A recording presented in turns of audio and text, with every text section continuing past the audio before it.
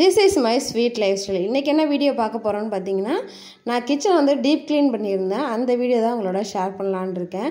First of வந்து பாத்தீங்கன்னா ஃபுல்லா வந்து பாத்திரம் எல்லாத்தையும் எடுத்துட்டு விளக்கியிருந்தேன். இப்படி தான் ஜன்னல் இருக்கு.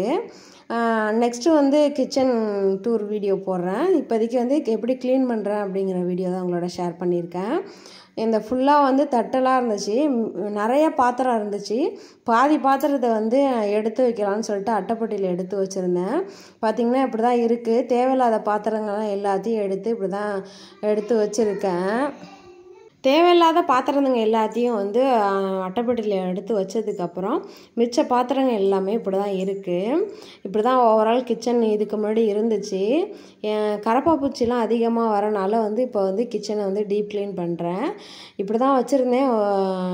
பார்த்திங்கன்னா எவ்வளோ இதாக இருக்குன்னு பாருங்க. காலையிலே வந்து சமைச்சிட்டேன்.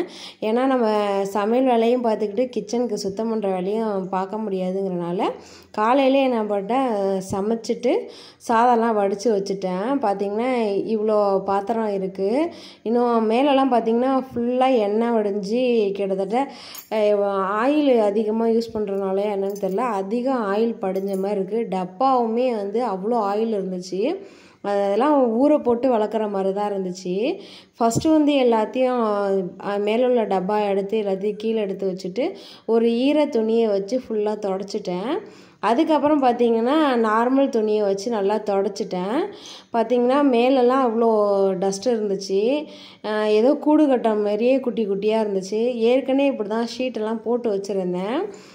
ஸ்கூலில் அட்டை போடுற ஷீட்டு தான் ஃபஸ்ட்டு போட்டிருந்தேன். இப்போ இது எல்லாத்தையும் எடுத்துகிட்டு வந்து மீஷோவில் வந்து வால் ஸ்டிக்கர் ஆர்டர் போட்டிருந்தேன். இவங்க ஓனர் என்ன பண்ணிட்டாங்கன்னா ஃபுல்லாக பார்த்திங்கன்னா அதுலேயும் பெயிண்ட் அடிச்சுட்டாங்க. கடப்பாங்கல்ல வந்து பிளாக் கலர் பெயிண்ட் அடித்தா மட்டும்தான் அதுக்கு நீட்டாக மெயின்டைன் பண்ண முடியும். இந்த colour pink colour, light pink colour அடித்தனால வந்து எண்ணெய் படிகிறது, அதேமாரி வந்து அழுக்கப்பட்டாலும் டக்குன்னு வந்து தெரியுது. பசங்க க்ரையான்ஸ் கரைய வரைக்கும் அதில் அடித்து வச்சிடுறாங்க.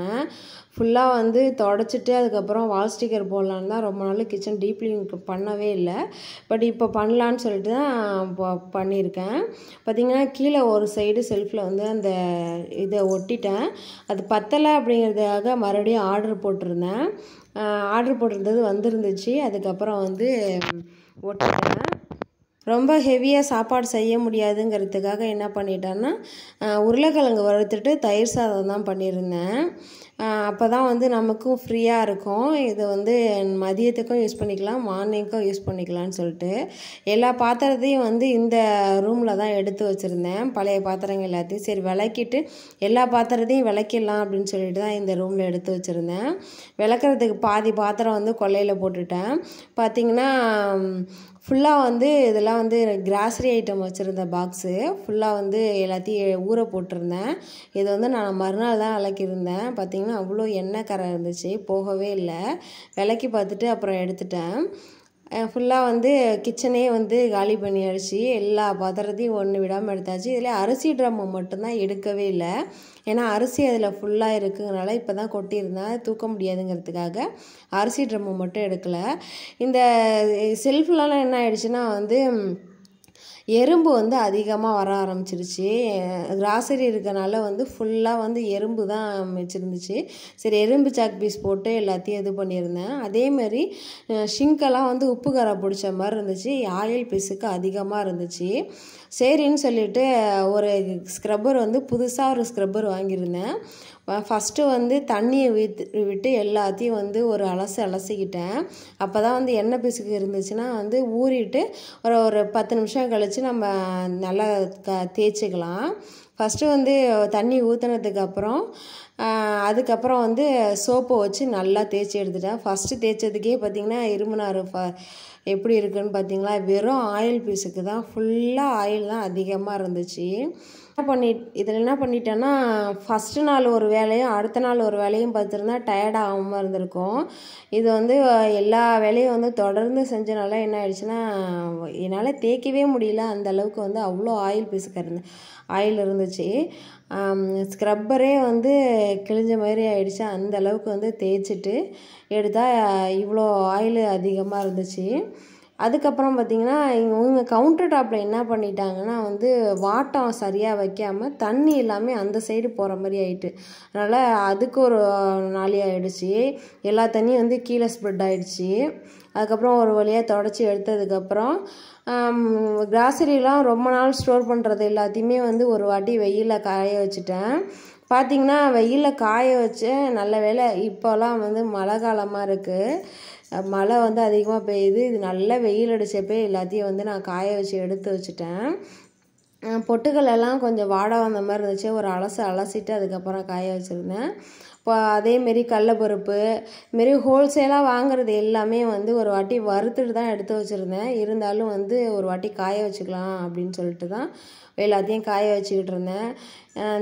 தேவையானதெல்லாம் குட்டி குட்டி டப்பாவில் வந்து அடுக்கி வச்சுட்டேன். இந்த டப்பா வந்து நான் அமேசானில் தான் வாங்கியிருந்தேன். 1 இயருக்கு மேலே ஆகுது. இந்த வீட்டுக்கு நான் குடி வந்திருந்தப்போ இந்த டப்பா வாங்கியிருந்தேன்.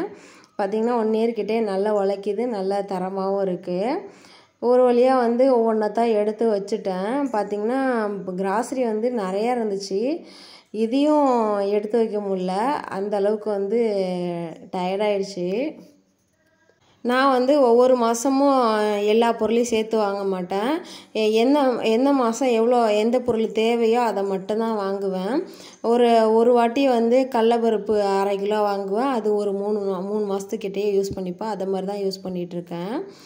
இதிலலாம் கிராசரியெல்லாம் அடுக்கி வச்சுட்டேன். வெந்தயம், அப்புறம் துவரம்பருப்பு, மிளகாய், சீரகம், அப்புறம் பார்த்திங்கன்னா மேலே கடுகு, மிளகு, அப்புறம் இது கோதுமை மாவு, அரிசி மாவு எல்லாமே எடுத்து வச்சுருந்தேன்.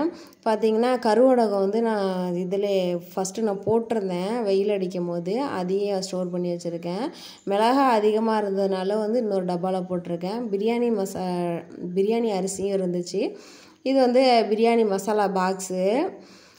இப்படி தான் வந்து அந்த அஞ்சரை பெட்டிலாம் எடுத்து வச்சுருக்கேன். இன்னொரு அஞ்சரை பெட்டியில் வந்து கடுகு, மிளகு, சீரகம்லாம் வச்சுருக்கேன். இதெல்லாம் வந்து நான் கிச்சன் டூர் வீடியோ காட்டும் போது எல்லாத்தையும் ஷேர் பண்ணுறேன்.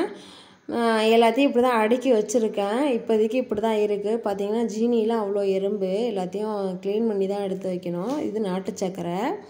இதில் வந்து அரிசி மாவு, கேழ்வரகு மாவு, கொஞ்சம் ஜீனி எக்ஸ்ட்ரா இருந்தது. எல்லாத்தையும் இப்படி தான் எடுத்து வச்சுருக்கேன். இதை வந்து கீழே வந்து அந்த ஸ்டிக்கர்லாம் ஒட்டினதுக்கு அப்புறம் தான் எல்லாத்தையும் எடுத்து வைக்க முடியும். அதுக்கு முன்னாடி வந்து கீழே எல்லாத்தையும் எடுத்து வச்சுருக்கேன். கவுண்டர் டாப் க்ளீன் பண்ணுறதுக்கு நான் கோலமாவு தான் யூஸ் பண்ணியிருக்கேன். பார்த்திங்கன்னா ஃபஸ்ட்டு கோலமாவை வந்து அரிசி கலக்காதது இருக்கும்ல, அரிசி மாவு கலக்காதது, அந்த கோலமாவை தான் யூஸ் பண்ணியிருக்கேன். கவுண்டர் டாப் க்ளீன் பண்ணுறதுக்கு மட்டும் அந்த கல் கோலமாவை யூஸ் பண்ணியிருக்கேன். அதுக்கப்புறம் பார்த்திங்கன்னா ஷிங்க்குக்கும் பைப்புக்கும் க்ளீன் பண்ணுறதுக்காக பேக்கிங் சோடாவும் அதில் வந்து பேஸ்ட் இருக்குல்ல, கோல்கேட் பேஸ்ட் இருக்குல்ல, அந்த கோல்கேட் பேஸ்ட்டையும் போட்டு நல்லா கலந்துட்டு லெமன் கூட ஒரு ட்ராப் விட்டுக்கலாம். என்கிட்ட லெமன் இல்லை அப்படிங்கிறனால இது ரெண்டுத்தையும் மட்டும் யூஸ் பண்ணி ஃபுல்லாக வந்து ஃபஸ்ட்டு வந்து எல்லாத்தையும் தொடச்சி எடுத்துக்கிட்டேன். அதுக்கப்புறம் பார்த்திங்கன்னா இந்த லிக்யூடை போட்டு நல்லா தேய்ச்சி ஒரு 1/2 அன் ஹவர் கிட்ட ஊற வச்சுட்டேன். ஊற வச்சதுக்கப்புறம் தான் வந்து நான் அதை க்ளீன் பண்ணேன். ஏன்னா ஊறினா தான் கொஞ்சம் வந்து அந்த இதெல்லாம் போகும். ஃபுல்லாக வந்து ஃபஸ்ட்டு வந்து சிங்க்குக்கு மட்டும் அந்த தடவி விட்டுட்டு அதுக்கப்புறம் பைப்புக்கும் ஃபுல்லாக தடவி விட்டுருந்தேன். இந்த லிக்விட் வந்து கரெக்டாக யூஸ் ஆகுது, நல்லாவும் இருக்குது. நீங்கள் வேணால் ட்ரை பண்ணி பாருங்கள்.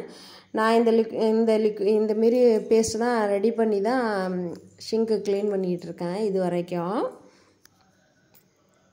பேக்கிங் சோடாவும் கோல்கேட்டும் வந்து நல்ல ரிசல்ட் தருது. இது வரைக்கும் நான் அப்படி தான் யூஸ் பண்ணிகிட்ருக்கேன். அதுக்கப்புறம் பார்த்திங்கன்னா கல் குழம்பா வச்சு கவுண்டர் டாப்லையும் க்ளீன் பண்ணி விட்டுருக்கேன். க்ளீனிங்கில் பார்ட் 1 ஷேர் பண்ணியிருக்கேன். நெக்ஸ்ட்டு எப்படி அரேஞ்ச் பண்ணுறதுன்னு உங்களோட ஷேர் பண்ணிக்கிறேன். இன்றைக்கி இந்த வீடியோ தான் ஷேர் பண்ணியிருக்கேன். இந்த வீடியோ உங்களுக்கு பிடிச்சிருந்துச்சுன்னா சப்ஸ்கிரைப் பண்ணிங்க, லைக் பண்ணுங்கள், ஷேர் பண்ணுங்கள், கமெண்ட் பண்ணுங்கள். மறக்காமல் பெல் ஐக்கான்லாம் ஆளுங்கிற ஆப்ஷனை கிளிக் பண்ணிக்கிட்டோன்னா நான் போடுற வீடியோ வந்து நோட்டிஃபிகேஷனில் வரும். தேங்க்ஸ் ஃபார் வாட்சிங்.